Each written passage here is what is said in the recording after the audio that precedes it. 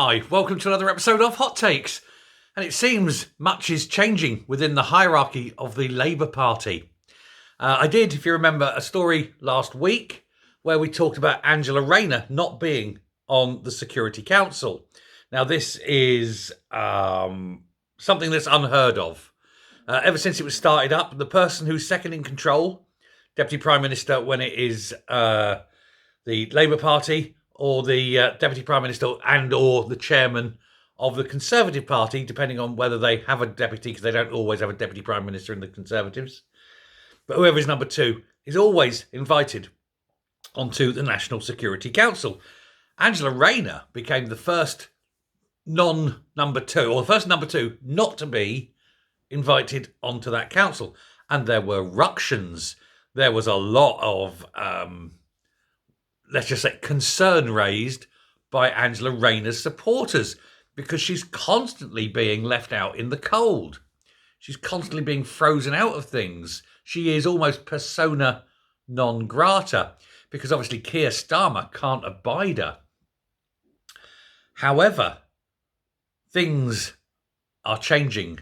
The game's afoot because she has shored up her position, and Keir Starmer has been forced into a rather humiliating U-turn and has been manoeuvred into making sure that Angela Rayner now is on the National Security Council.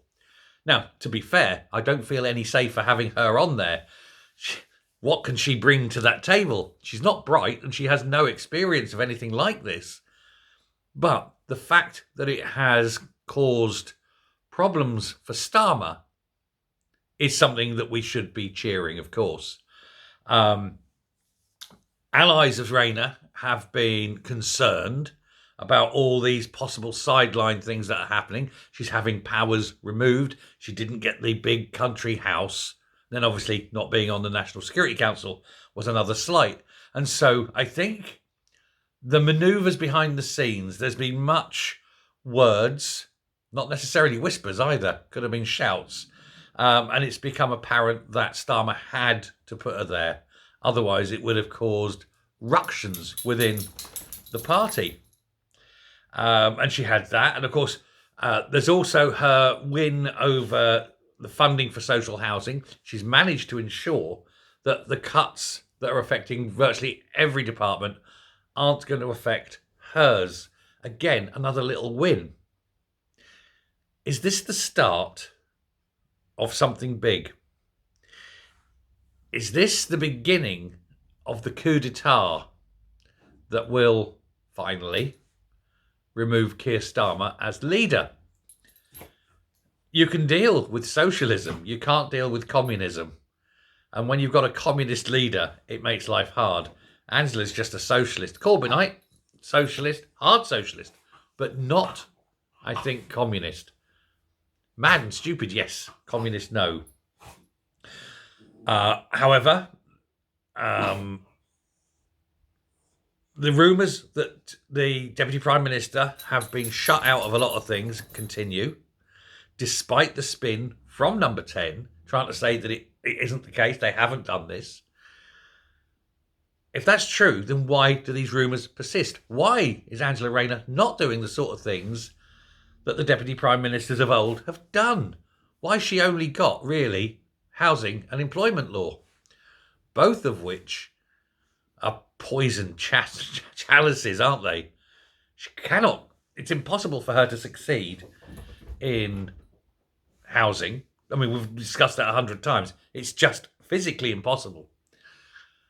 And this new employment law is so geared to workers' rights that it will disincentivize employers from hiring and will actually damage the prospects of workers in this country. But they're too thick to see the consequences. You cannot load the scales one side and expect no reaction from the other. It's a strange makeup because obviously Keir can't appoint Starmer, and if he could, Keir can't appoint Rayner, and if he could, he wouldn't.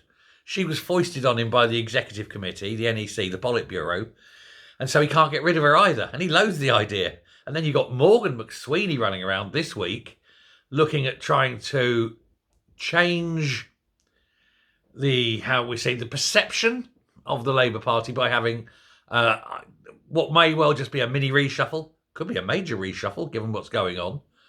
But they're looking at a reshuffle this week. But of course, he can't reshuffle Angela Rayner. All he can do is belittle her, humiliate her, and drive her further out into the cold. Because Morgan McSweeney does not like Angela Rayner either. And the trouble is, and they don't see it, but the more they attack Rayner, the more they try to humiliate her, the more they remove her powers and rights and things, the stronger she becomes. Because the others see this. Now, Starmer himself is not that popular within the party. This is clear. And a lot of people, particularly on the back benches, are deeply, deeply concerned that they won't be on the back benches in 4.5 years' time.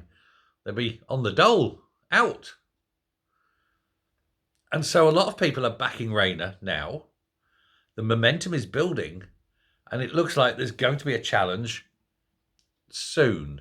Not this week, not next week, but soon. You can almost taste it in the air. It is there. Now, the National Security Council itself is the most prestigious of all the committees. To not include Rayner in it would be a mistake. And I think they've realised the mistake, and they're trying now to walk this back, do the reverse ferret, and pretend, it was just an oversight. We always intended to have her here. But they didn't, and we know it. It's bullshit. They don't like each other. And yet, you've got some complete morons in there.